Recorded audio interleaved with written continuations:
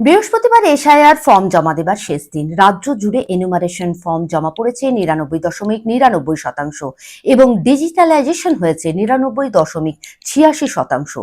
16ই December election commission জারি করবে drop voter list এবং 15ই জানুয়ারি 2026-এ প্রকাশিত ভোটার লিস্টে যে কোনো আপত্তি করার শেষ দিন।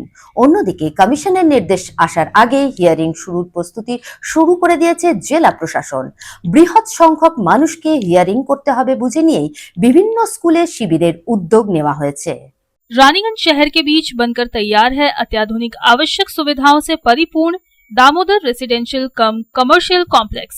दामोदर रेसिडेंसी के 2 किलोमीटर के रेडियस में आपको मिलेगी हर तरह की जरूरी सुविधाएं। सुरक्षित और खुले वातावरण के इस रेसिडेंशियल और कमर्शियल कॉम्प्लेक्स में आपको मिलेगी 1260 स्क्वायर फीट से लेकर 1639 स्क्वायर फीट के 3 BHK फ्लैट्स।